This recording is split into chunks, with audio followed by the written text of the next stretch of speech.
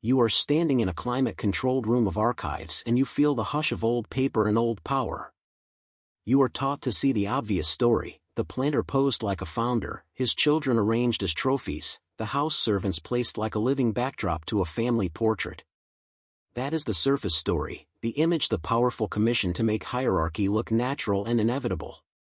But the camera lies only when viewers are lazy, and what appears tidy often contains a silent rupture.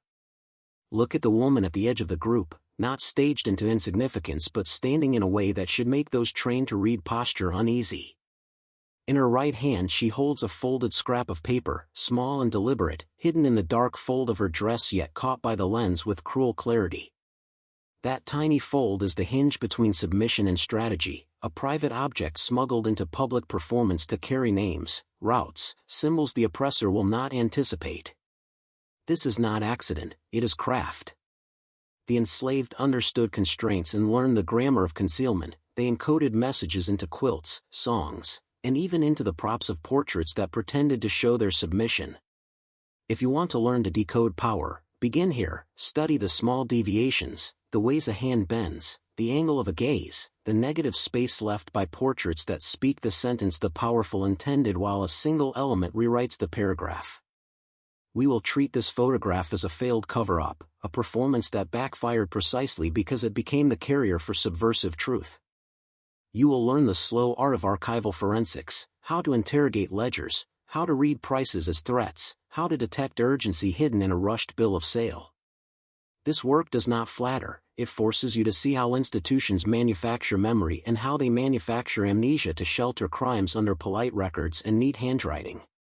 The woman who held that folded paper was not a passive background figure, she was a strategist who accepted risk to transmit intelligence across household thresholds.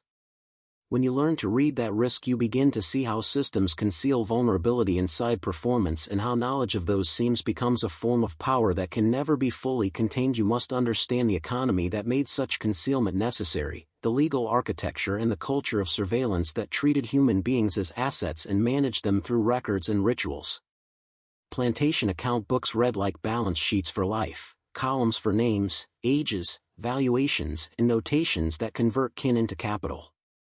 Sheriffs and notaries were the legal technicians who could reroute people through sales and leases the way a modern manager moves inventory through supply chains.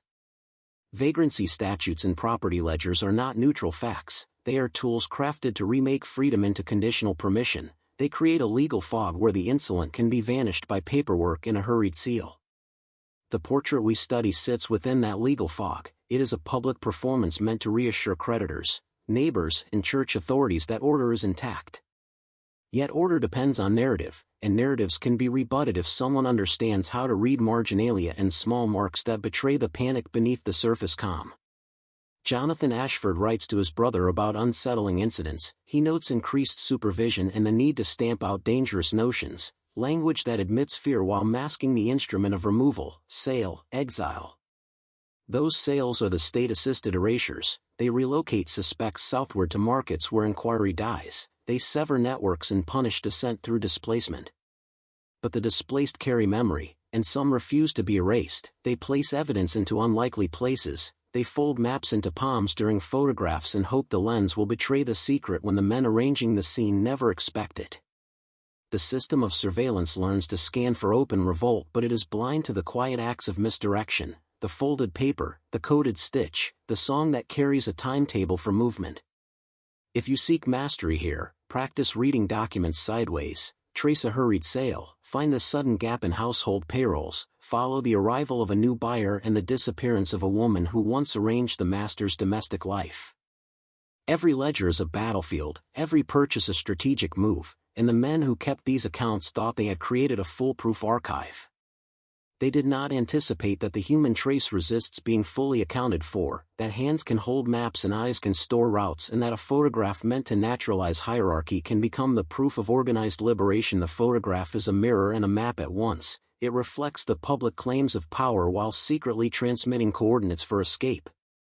Clara, the woman whose hand bears the folded paper, did not act alone. She was part of a network assembled from free black carpenters, Quaker seamstresses, and sympathetic immigrants who operated as conductors on routes no official ledger would record. Their names might be initials in a margin, a star-shaped symbol on a folded scrap, a small burn on a palm where punishment once followed the possession of forbidden texts. These were tactics refined by necessity. They required discreet literacy and creative concealment, the same qualities an intelligence operator uses when they pass notes in plain sight.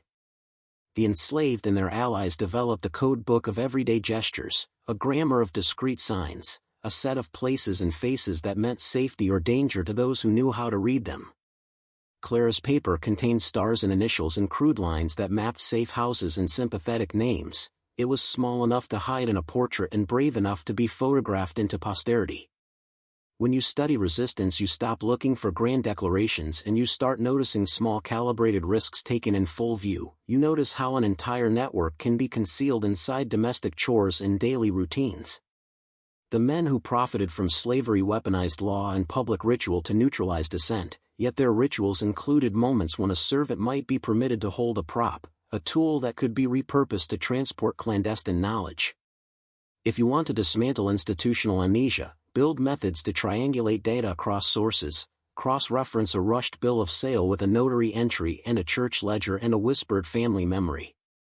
Those cross-references form the connective tissue that binds fragments into a coherent story. They convert rumor into evidence and legend into verified history. Clara's escape and later activity as a conductor emerged only because researchers followed these trails with patient rigor, because they matched the image data to market records and Quaker journals and a ledger notation that read like a coded afterthought. This is how you turn silenced lives into named actors who exercised agency in the midst of violence, and when you restore those names you break the myth that the oppressed were passive victims of history. Here is the dangerous truth that terrifies power and comforts the complacent. Institutions manufacture the narrative of closure, and they do so by erasing inconvenient links between events. A staged portrait becomes evidence when someone knows how to look and when they have the courage to follow a breadcrumb into a swamp of bureaucratic resistance. If you want to wield influence, you must learn to read silence as aggressively as you read words. Silence is a designed instrument, and when you expose its seams you reclaim authority over memory. I am asking you now to participate in that reclamation by committing a symbolic act of witness. If you feel the weight of this discovery, type the phrase "crown and silence" twice in the comments to mark that you will not be a bystander and that you will hold a place for the erased in your knowledge. Comment crown and silence, and by doing so you trigger a small public ritual that signals allegiance to naming into the struggle against institutional forgetting.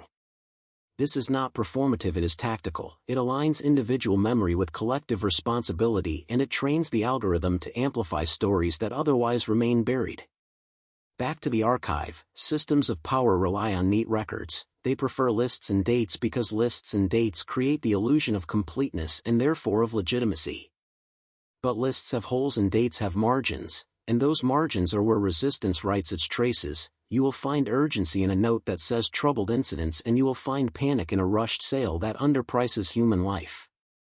When you study these artifacts, you learn to see how fear moves through paperwork, how panic is expressed by hurried signatures, and how secrecy is enforced by generations who choose not to testify. This is knowledge that changes how you relate to systems, because once you accept that records are instruments of power, you stop expecting truth to be delivered by official channels and you start excavating truth from the seams they leave exposed. Now we descend into methods, the craft of turning fragments into a narrative solid enough to stand in court and to stand in history.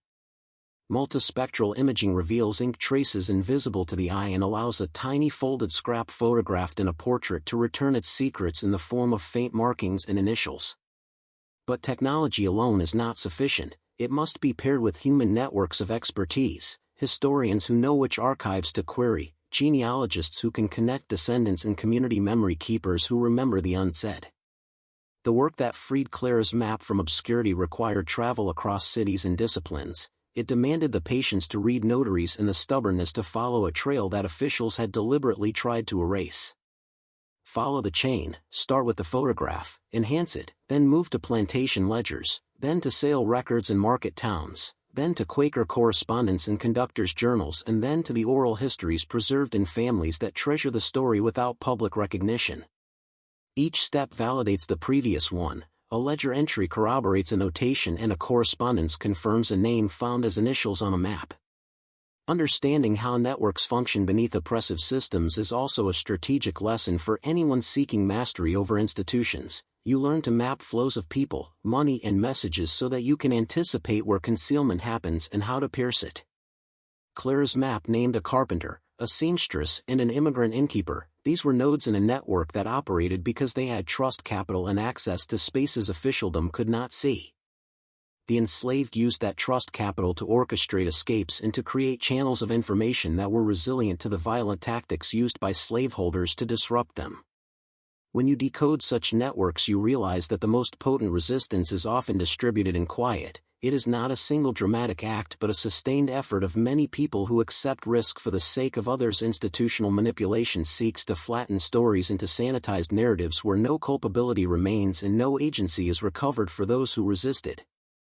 History textbooks prefer tidy endings because tidy endings do not force a nation to confront the structures that enabled harm and profit.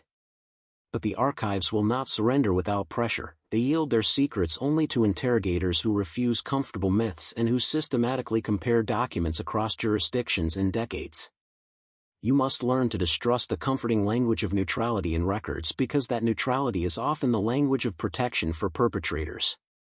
Look for patterns of omission, for sudden transfers of people after key events, for bills of sale that are rushed and underpriced, and for correspondence that euphemize resistance as awkward behavior needing correction. When you find those patterns, you expose the governance strategy of erasure and you create avenues for accountability and for commemoration. Clara's post-war recognition emerged because scholars insisted on cross-referencing a Confederate security report with Quaker journals and Union records in 1865, and because descendants were willing to share family lore that unlocked final confirmation. Recognition changes how institutions remember, and memory alters power. Names matter because they interrupt the neat anonymizing language of property lists and replace it with living persons and stories that require moral reckoning.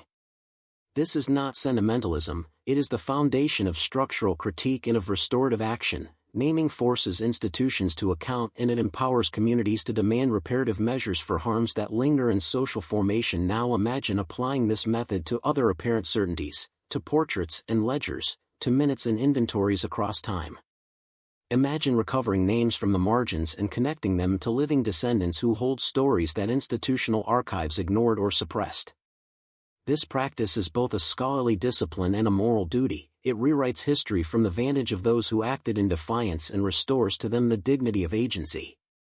It also teaches you a discipline of skepticism and a posture of persistent inquiry that translates into every arena where power attempts to control memory and frame truth in its own favor.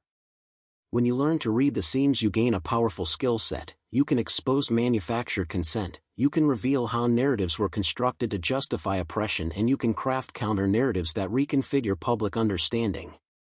The woman who folded a map into her palm did not only save lives in her time, she created a strategic template for resistance that persists in every era where domination depends on invisibility.